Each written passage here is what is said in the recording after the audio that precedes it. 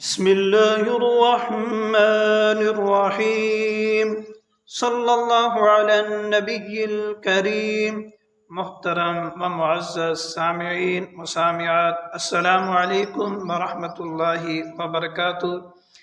آئیے ہم آتے ہیں آج کے اپنے لیکچر کی طرف۔ آج کے ہمارے لیکچر کا عنوان ہے دنیا کو مقصد زندگی نہ بناؤ۔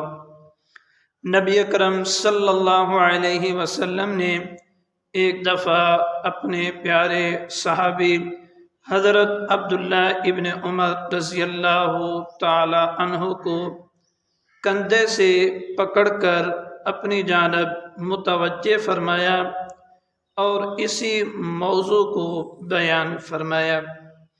ارشاد فرمایا، کن فی الدنیا کأنک غریب او عابر سبیل وَأُتَّ نَفْسَكَ من اہل القبور۔ ارشاد فرمایا، دنیا کے اندر ایسے رہو جیسے پردیسی یا مسافر، اور اپنی ذات کو اہل قبور قبر والوں میں شمار کرو۔ محترم سامعین، زندگی کا ایک مقصد ہے، دوسرا زندگی کی ضرورت ہے۔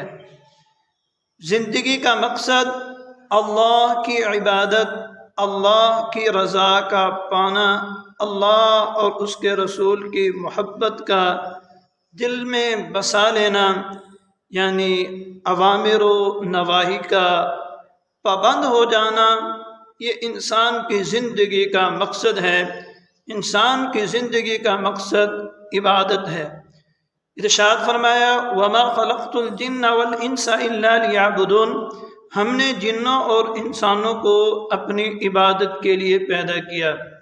معلوم ہوتا ہے ہماری زندگی کا مقصد عبادت ہے، اللہ کو راضی کرنا ہے، اللہ تعالیٰ کے احکامات کو بجا لانا ہے، یہ ہماری زندگی کا مقصد ہے۔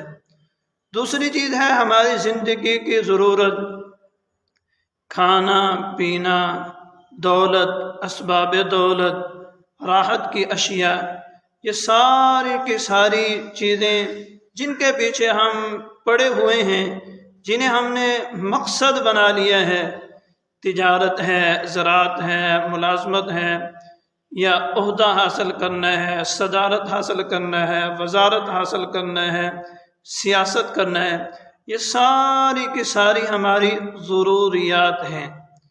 اس ضرورت کو ہم نے مقصد بنا لیا ہے، مقصد کو ہم نے ضرورت تک محدود کر لیا ہے، تو ہمیں چاہیے کہ ہم ضرورت اور مقصد کے درمیان فرق کریں۔